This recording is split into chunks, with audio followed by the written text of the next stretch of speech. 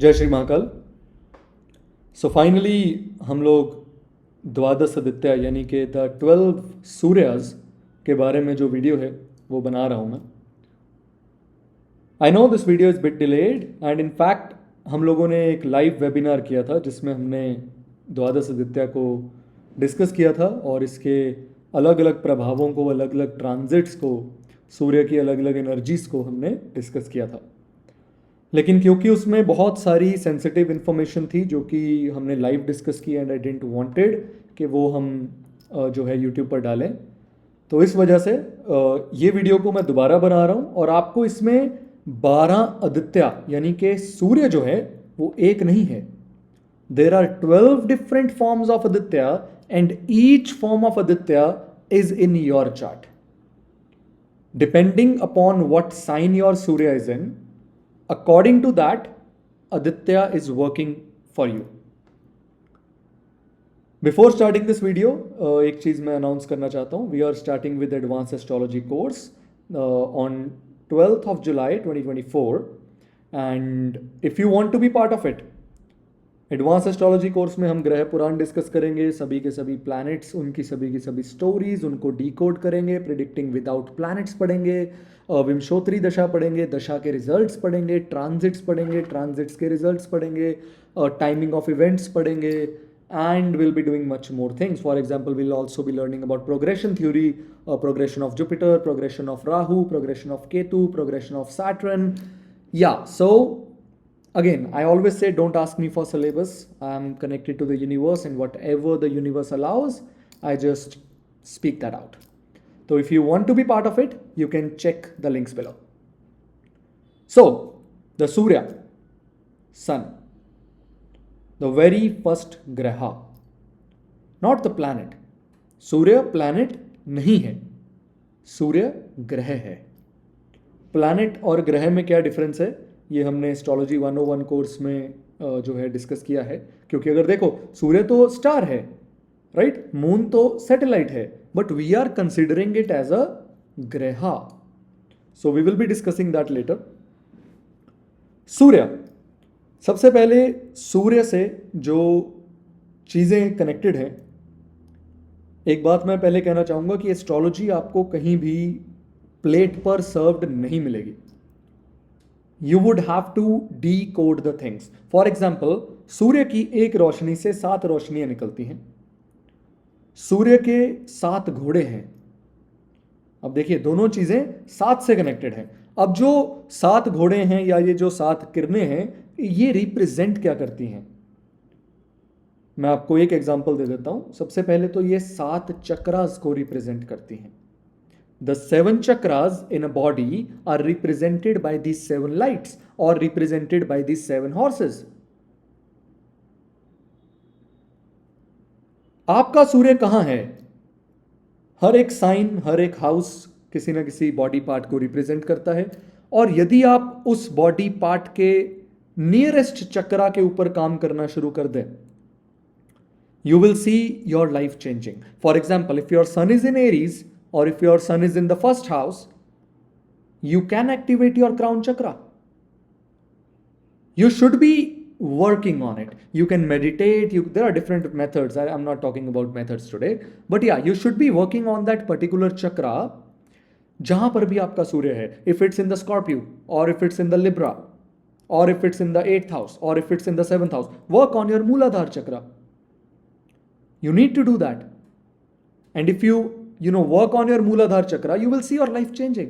So बहुत प्यारी है ये साइंस है, और इसको यदि हम सही तरीके से डीकोड कर लें तो ये हमें जिंदगी में बहुत कुछ सिखाती है। Astrology is the way of living. I always say this, it is the way of living. आपको जीना कैसे है, यदि आप ज्योतिष को समझ जाते हैं, यदि आप यूनिवर्स के साथ एक हो जाते हैं, तो universe will tell you how to live. So, I'm gonna give you a very deep secret in this today's video about the transit of Surya, and you will help yourself by understanding that Surya. So, सबसे पहले the birth of Surya. Oh, just a second. So the birth of Surya, मैं यहाँ पूरी story नहीं discuss करूंगा, so start करते हैं। अदिति थी जिनके हस्बैंड का नाम था सेज कश्यपा। तो जो कश्यप थे उनको अदिति ने कहा कि मुझे एक ऐसा बेटा चाहिए, ऐसा चाइल्ड चाहिए जिसमें ना तो हेट्रेड हो, ना एनवी हो, ना पार्शनैलिटी हो, और ना ही वो किसी तरह के डिस्क्रिमिनेशन में बिलीव करता हो। तो सेज कश्यप ने उन्हें कहा कि ये जो तू बेटा मेरे से मांग रही है ये मेरे बस का नहीं है। You should be going and worshipping Lord Vishnu for it. और यदि आप विष्णु भगवान की आराधना करोगे तो वही आपको जो है इस तरह का बेटा जो है प्राप्त करा सकता है। तो अदिति ने बहुत समय तक विष्णु भगवान की आराधना की और उसके बाद विष्णु भगवान खुश होकर अदिति के पास आए और उसे कहा, बता तुझे क्या चाहिए। तो अदिति ने कहा कि मुझे एक ऐसा बेटा चाहिए जिसमें ना तो हेट्रेड हो, ना एनवी हो, ना पार्शियलिटी हो, और ना ही वो किसी तरह की डिस्क्रिमिनेशन में बिलीव करता। तो लॉर्ड विष्णु ने अदिति को कहा कि तू सामने सूर्य की तरफ देख और फिर तू नीचे इस फूल और कांटे की तरफ देख, तुझे क्या समझ में आ रहा है। तो विष्णु भगवान ने उसे समझाया कि ये सूर्य ही हैं जो इक्वली स्प्रेड करते हैं अपनी रोशनी को फूल पर भी और कांटों पर भी, बिना किसी हेट्रेड के, बिना किसी एनवी के, बिना किसी पार्शियलिटी के, और ये सूर्य ही तुम्हारे घर जन्म लेंगे। तो अदिति को जो है सूर्य के जन्म से पहले बहुत तकलीफें रही, बहुत संघर्ष करना पड़ा उसे, बहुत आराधना करनी पड़ी। अब डिकोड करते हैं यहां पे साथ साथ। So anyone who Surya is very good, उसके मदर ने बहुत ज्यादा एफर्ट्स किए होंगे, उसके मदर ने बहुत ज्यादा संघर्ष किया होगा before the birth of that child, before the we can say during the pregnancy. जितनी ज्यादा तकलीफ ड्यूरिंग द प्रेगनेंसी रहेगी उतना बढ़िया सूर्य बच्चे का होगा, और जितना बढ़िया सूर्य होगा, आप कह सकते हो कि इसकी मदर ने अपने प्रेगनेंसी के टाइम पर या बिफोर दिस चाइल्ड बहुत संघर्ष किया है, बहुत स्ट्रगल की है, बहुत एफर्ट्स किए हैं। नेक्स्ट, ड्यूरिंग प्रेगनेंसी ये जो और वाइफ्स थी, वनीता थी, कादरू थी, इन्होंने अदिति को कहा कि तुम कश्यप की ज़्यादा केयर मत करो, तुम प्रेग्नेंट हो, you take care of yourself, हम कश्यप की केयर करेंगे। तो ये एक अलग स्टोरी है। This is the story of the limbless creatures which are actually the snakes that also took birth along with the Surya. तो सूर्य के साथ ही राहु का जन्म भी कनेक्टेड है। We will be discussing this later, but for now जब सूर्य को धरती पर भेजने का निर्णय किया गया तो भगवान विष्णु ने सूर्य को अपनी राइट आई में रखा, इसीलिए राइट आई का जो सिग्निफिकेटर है वो भी सूर्य है। मैं इस वीडियो में बहुत डिटेल में नहीं जा रहा because I want to show you some other stuff. Next, जिस दिन सूर्य ने जन्म लिया तो यहां पर क्या हुआ, 12 साइंस को 12 सूर्यस के साथ कनेक्ट किया गया। तो जब सूर्य ने जन्म लिया तो भगवान विष्णु ने जब सूर्य को अपने हाथ में लिया तो उसका नाम रखा धता, और जैसे ही नामकरण किया एक और सूर्य प्रकट हो गए। फिर उसका नाम रखा मित्रा, फिर आर्यमन, फिर सकरा, और इसी तरह से 12 सूर्य का जन्म हुआ। अलग अलग भगवान ने वो 12 सूर्यों के नाम रखे। भगवान विष्णु ने धता, आर्यमन, मित्रा और सकरा नाम दिया। लॉर्ड ब्रह्मा ने वरुणा, अंशुमन भी कहते हैं अंशुमता को, भगा और विवासन नाम दिया। लॉर्ड शिवा ने पुशान, सवितुर, तवस्था और विष्णु नाम दिया। अब ये सभी के सभी सूर्य ही हैं, बस नाम अलग अलग हैं। और अगर हम और डीप चले जाएं तो जो सूर्य का नामकरण शिवा ने किया है वो अलग तरीके से काम करते हैं, और जिन सूर्य का नामकरण भगवान विष्णु ने किया है वो अलग तरह से काम करते हैं, जिनका नाम भगवान ब्रह्मा ने किया है वो अलग तरह से काम करते हैं। But that's what we are gonna learn in advance astrology course. For now for YouTube I am just sticking to simple basics. So भगवान विष्णु ने नाम दिए धता, आर्यमन, मित्रा, सकरा। भगवान ब्रह्मा ने नाम दिए वरुण, अंशुमन, भगा एंड विवासन। और भगवान शिव ने, भोलेनाथ ने नाम दिए पुशान, सवितुर, तवस्था और विष्णु। अब हम एस्ट्रोलॉजी पर आ जाते हैं।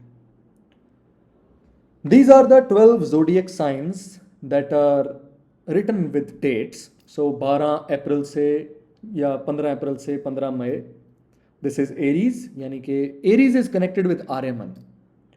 Now Aryaman is the mentor.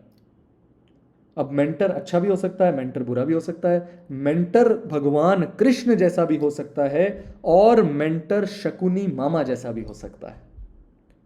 It will all depend upon the situation of Surya in your birth chart. यदि आपका सूर्य एरीज में है, अब वो आपके लिए किस तरह का मेंटर है ये डिपेंड करेगा.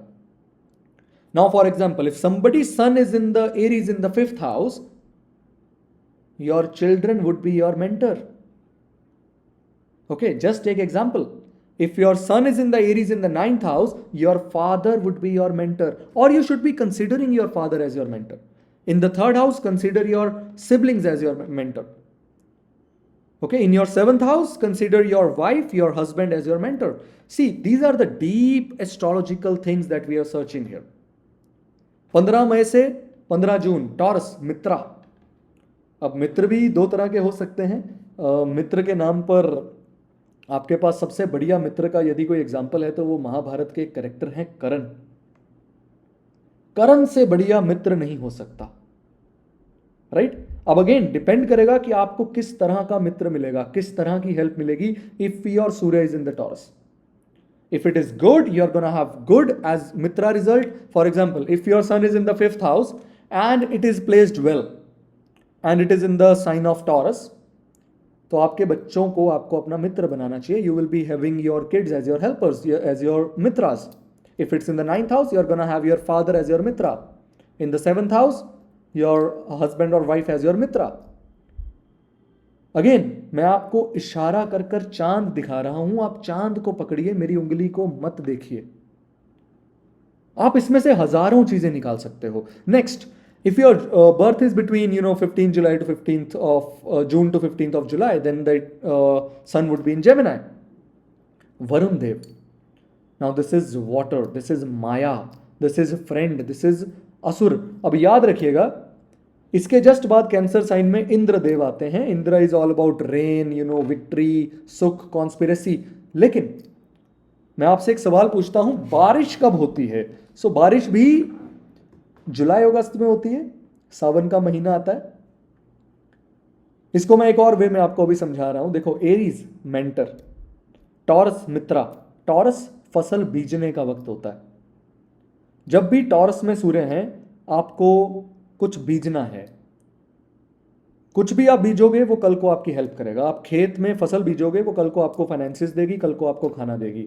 आप सीड ऑफ अ चाइल्ड, यानी कि if you plan a child during the sun's transit in Taurus, you will see that the child would be born in the directional strength of Surya, and that would be the best help for you. Then the Varun Dev would be coming, and then the rain would be coming in the Sawan महीना. वरुण के time पर क्या होता है? समुद्र सूखते हैं, समुद्र का पानी ऊपर जाता है, बादल बनता है, और कैंसर के टाइम पर वही बादल बरस जाते हैं और आप कहते हो सावन आ गया, बारिश आ गई. अब ये जो बारिश है, आपको लगता है इंद्रदेव करवा रहे हैं. इन रियलिटी बारिश वरुण देव के कारण होती है. यदि समुद्र इवेपोरेट नहीं होंगे, यदि समुद्र अपने पानी को हवा में छोड़ने की कैपेबिलिटी नहीं रखेगा, तो बादल नहीं बनेंगे, और अगर बादल नहीं बनेंगे तो बादल बरसेंगे नहीं. अब याद रखिएगा, जब भी आपका सूर्य, ये मैं एक अनदर थ्योरी, इससे जो नेक्स्ट मैंने डिस्कस करनी है, मैं पहले ही बता रहा हूं, जब भी आपका सूर्य टॉरस के बाद जेमिनी साइन में ट्रांजिट करता है, या आपके बर्थ सूर्य से 3rd ट्रांजिट करता है, तो आप जो भी काम कर रहे होंगे उसका क्रेडिट आपको नहीं मिलेगा. Whatever work you are doing, you will not get the credit. अब ये अच्छा है कि बुरा है, ये सिचुएशन पे डिपेंड करेगा. आई हैड अ क्लाइंट, उसके ऊपर मर्डर का इल्जाम था, ठीक है, and I won't share much information, but yeah that person was truly guilty. बट because the Surya was transiting 3rd from his Surya and in some nakshatras that I'm not going to discuss here, मैंने उसको बोला कि ये इल्जाम तेरे पर नहीं आएगा, इल्जाम किसी और पर चला जाएगा. And that's what happened right after 2 weeks when the Surya transited in the Indra, which means in the 4th to itself. तो आप जो भी काम करते हो, अच्छा करो या बुरा करो, उसका क्रेडिट ज्यादातर दूसरों के पास चला जाता है जब सूर्य अपने से 3rd ट्रांजिट कर रहे हैं. नाउ ये थ्योरी पर मैं दोबारा अभी आता हूं. उसके बाद आपको क्या करना है, जुलाई से अगस्त Cancer sign Indra, this is when the rains happen, this is when आप सुख करते काटते हो जिन चीजों को आपने बीजा होता है पहले. Then August to September it's Vivasan, fire. This is the time of creation and destruction. अब अगर किसी का सूर्य लियो में है तो उसका सूर्य विवासन की तरह है, ये बहुत क्रिएटिव होंगे. They would be having a different fire inside them. अब ये क्रिएशन करेगा कि डिस्ट्रक्शन करेगा, ये डिपेंड करेगा आपके सूर्य की कंडीशन पर. Next Virgo, तवस्था.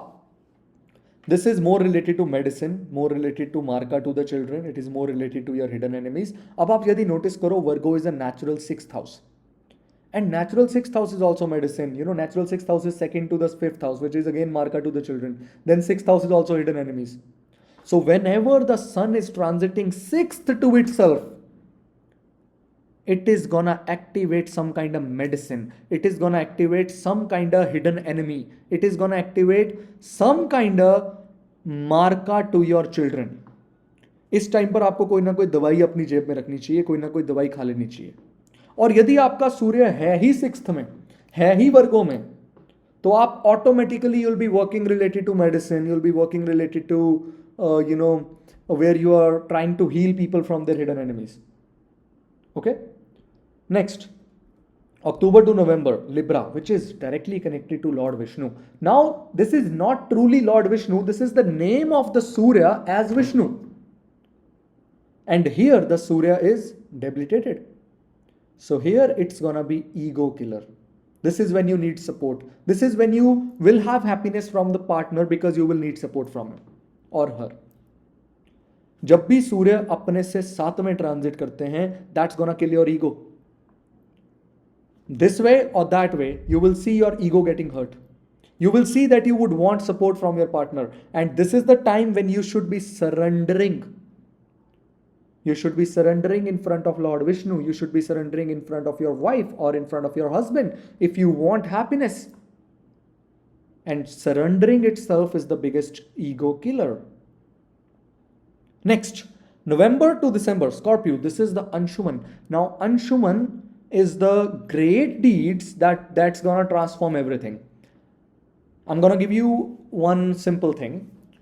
Whenever you see somebody's Surya in Scorpio, you can say that आपके आने वाली generations में कोई ना कोई, especially grandson जो हैं, वो बहुत बड़ी great deed करेंगे and वो great deed का नाम होगा. ठीक है? और याद रखना, जब भी आपका सूर्य स्कॉर्पियो में है, you are gonna have to go through a lot of transformations for good. And whenever your Surya is transiting 8th from itself, उस समय कोई ना कोई ट्रांसफॉर्मेशन कीजिए जो आपको अग्नि परीक्षा से जैसे गुजरना पड़े. You can start gymming, which requires a lot of dedication. Start doing that when the sun is transiting 8th to itself. मैं एक थ्योरी एक्सप्लेन करते करते दूसरी थ्योरी पर आ गया, बट ये दूसरी थ्योरी बहुत इंपॉर्टेंट है. Maybe the universe wants me to explain you this theory. और अगर एक भी थ्योरी समझ में आ गई, you can transform your life because now you know when to do what. Next, whenever the sun is in the Sagittarius, it's the Bhaga. It is related to Veerbhadra. It is related to the roads. It is related to the God of mercy. It is also related to the marriage. Now see, October, November is also related to support, happiness, Vishnu, ego killer. That's also the time when a lot of marriages are happening because the sun is in Libra. Now, in December, January, also a lot of marriages are happening. ठीक है, this is also related to marriage. In fact, January, February, Pushan is also related to marriage. So, whenever your Surya is transiting 7th, transiting 8th, or transiting 9th to itself, 9th, 10th and 7th to itself, that's when you should be getting married. That is the right time to marriage.